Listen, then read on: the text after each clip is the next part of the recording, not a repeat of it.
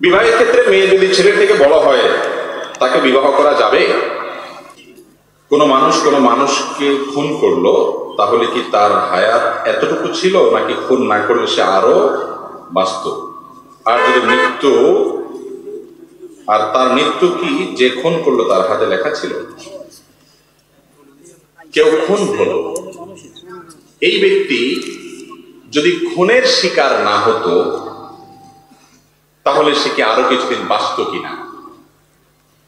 এই প্রশ্নের উত্তরে ইমাম ইবনে তাইমিয়া রাহিমাহুল্লাহ একটা হাদিস উল্লেখ করেছেন, খুব চমৎকার। সে হাদিসটি পেশ করতে চাই। মানুষের তাকদীর, মানুষের হায়াত, রিজিক, এই বিষয়গুলো দুই প্রকার। একটা আছে চূড়ান্ত, একটা আছে অচূড়ান্ত। চূড়ান্ত যেটা, এই চূড়ান্ত হায়াতটার মানে হলো মানুষ টোটাল এই পরিমাণ হায়াত সে পাবে। আরেকটা হলো অচূড়ান্ত, অর্থাৎ শর্ত সাপেক্ষ। এই কাজটা করলে তার এতদূর হায়াত হবে, এটা না করলে এতদূর হবে। এটা হলো অচূড়ান্ত।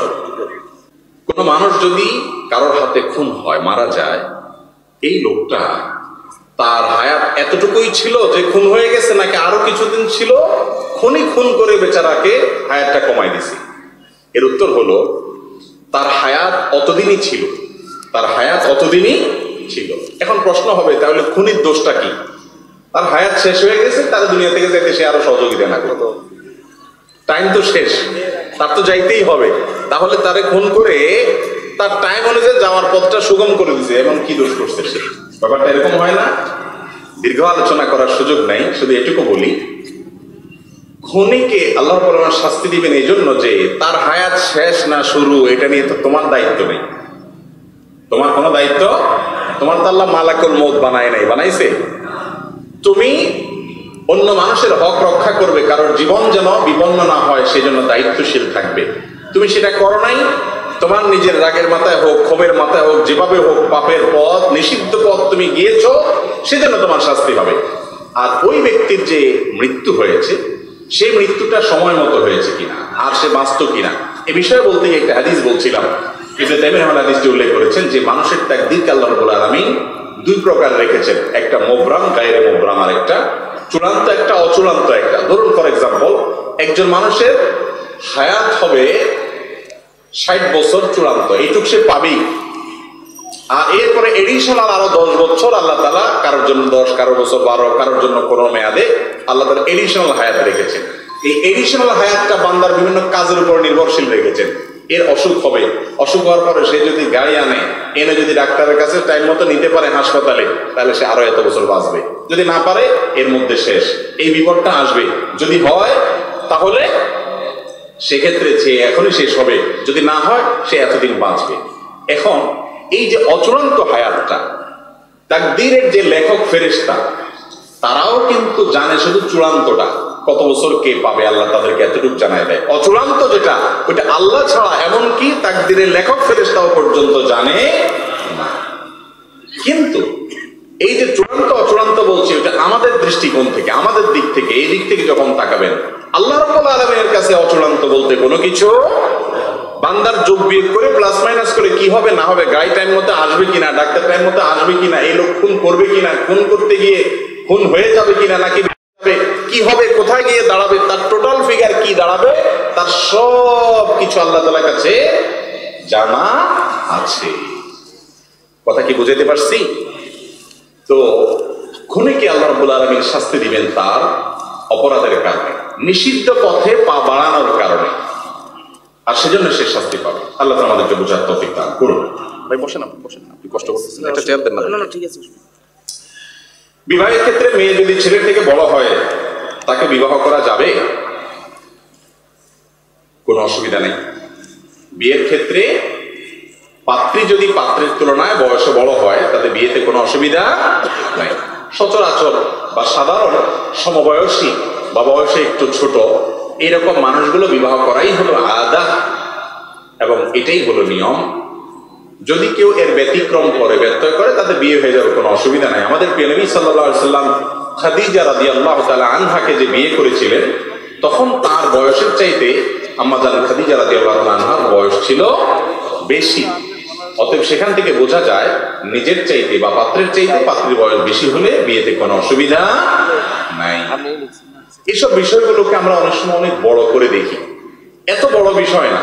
হ্যাঁ, সচরাচর বা স্বাভাবিকভাবে সময় বয়সী বা একটু নিজের চাইতে বয়সে কম হলে ম্যাচ করে সুবিধা হয়, কিন্তু এটা সবসময় জরুরি না। একটু ব্যতিক্রম হলেও কোনো অসুবিধা।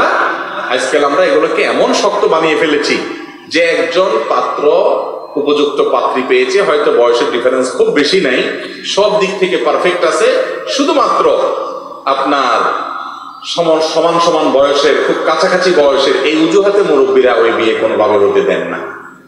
আছে না নেই? এইরকম বাড়াবাড়ি পর্যায়ে মনে করা ঠিক না। শরীয়ত যেটাকে সুযোগ রেখেছে, যদি সব দিক ব্যাটেবল হয়ে যায়, একদিকে স্যাক্রিফাইস তো করতেই হবে।